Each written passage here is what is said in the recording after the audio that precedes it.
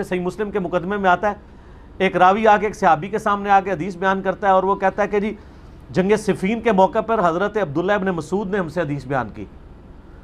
تو وہ آگے سے وہ صحابی کہتا ہے بھئی جنگ صفین کے موقع پہ عبداللہ ابن مسعود جو ہیں وہ قبر سے نکل آ کے حدیث بیان کر گئے تھے. ابن مسعود تو 33 ہجری میں فوت ہو چکے تھے، صفین تو 37 ہجری میں ہوئی ہے. آج کا کوئی بندہ ہوتا تو کہتا حضور جب شیخ عبد القادر جیلانی مردے نکال سکتے ہیں تو عبداللہ ابن مسعود کیوں نہیں؟ ہائے اے پہلے نسل مردے نکل دے ہوندے کہانیوں کہانی بازو امام مسلم دے وہم وچ بھی نہیں کہ مردہ قبر تو باہر نکل سکتا ہے. ورنہ تو کہتے ہیں سر یہ کیا کوئی مسئلہ ہے؟ عبداللہ ابن مسعود قبر سے نکل آئے ہوں گے، حدیث بیان کر کے چلے گئے ہوں گے.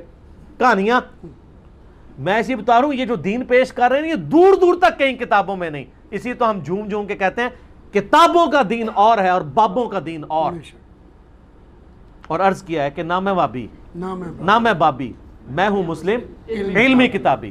تو یہ اس طرح کی باتیں. پھر میں نے مسلم شریف سے حدیث بیان کی ہے، بنو سلمہ ایک پورا قبیلہ تھا. نبی علیہ السلام گزرے تو مسجد نبی کے پاس وہ قبیلہ کھڑا تھا. آپ نے پوچھا کہ یہ تم لوگ کیوں کھڑے ہو؟ تو انہوں نے کہا کہ ہم دور رہتے ہیں، مسجد نبوی آتے آتے ہم تھک جاتے ہیں، بعض اوقات ہماری جماعت بھی رہ جاتی ہے، تو ہم نے ارادہ کیا ہے کہ ہم مسجد نبوی کے قریب شفٹ ہو جائیں تاکہ آپ کے پیچھے نمازیں ٹائملی پڑھ لیں.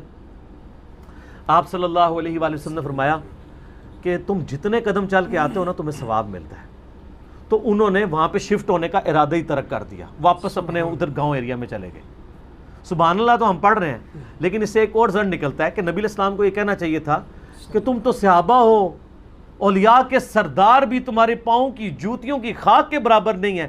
میری امت کے تو چھوٹے چھوٹے اولیاء ایک نماز مکے پڑھیں گے، دوسری مدینے، تیسری بیت المقدس، تو تم جو ہے وہ اپنے محلے سے اڑ کے مسجد نبوی میں کیوں نہیں آ جاتے؟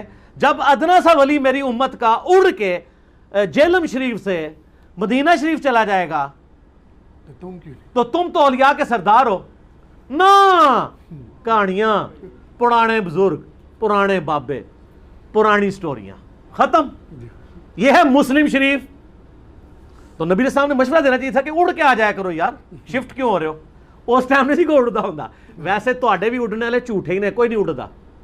اور جدو ساڑی ویڈیو آئی ہے نا ویسے ہی پر کٹے گئے نے انہوں نے. اڑتے اڑ سکتے ہی نہیں، اڑنا چاہن بھی تو نہیں اڑ سکتے.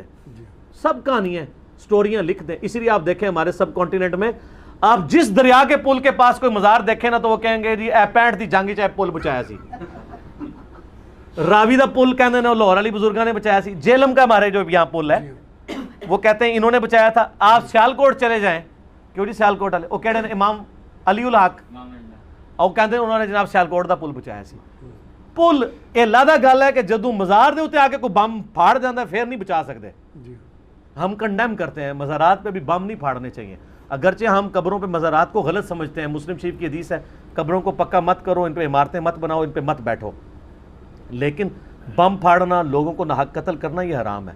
لیکن اس میں ان لوگوں کے لیے بھی سوالیہ نشان ہے کہ جن کے مزارات کے اوپر حملے ہو رہے ہیں. تو یہ 65 میں اصل میں جیو ARY دنیا ٹی وی نہیں تھا، اس لیے کہانیاں چل گئیں. اون انشاءاللہ قیامت تک نہ کوئی بزرگ نکلے گا نہ کوئی بم پھڑے گا، کیونکہ پہلے بھی جھوٹ سی، اون پھڑا جائے گا تو اس لیے جھوٹ پکڑا جاتا ہے، اس لیے یہ مشہور ہو جاتا ہے. ورنہ لائیں کوئی کر کے بتائیں، کوئی کچھ نہیں کر سکتا. خود نہیں. جی جی جی یہی تبصرہ کیا انہوں نے. ہاں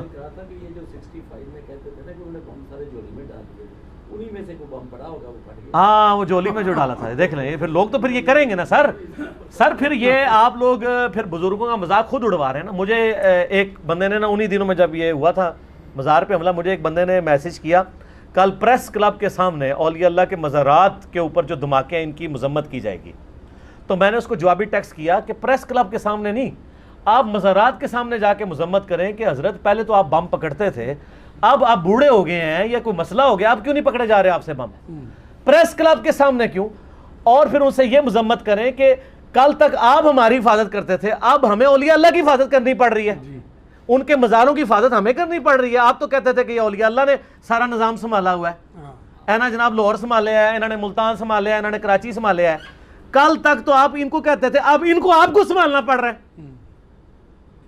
اور پھر میں آپ سے ایک معصومانہ سوال کرتا ہوں، آپ کے گھر کی بیٹھک میں آ کے کوئی پوڈری یا چرسی بیٹھ جائے تو آپ برداشت کریں گے؟ کبھی بھی. ہمارے محلے کے اندر کوئی اس طرح کے بندے آ جائیں نا تو لوگ کرایہ داروں کو نکال کے دوسرے دن برے مارتے ہیں. تو مزارات کے اوپر سارے پوڈری سارے چرسی جا کے بیٹھتے ہیں. تو میرا خیال ہے اولیاء اللہ کو پہلے اپنی مزارات کی حفاظت کرنی چاہیے, باقی سٹی کی ذمہ داری بعد میں دیں گے ہم. پہلے وہ اپنے ظاہر ہے جی بڑی ذمہ داری تو بعد میں دی جائے گی نا, پہلے چھوٹی ذمہ داری تو پوری کریں, ٹھیک ہے, جو ایک عام آدمی پوری کر رہا ہے اور وہاں پہ یہ سارے کام ہو رہے ہیں. ٹھیک ہو گیا, زیادہ نہ کروایا کرو یار.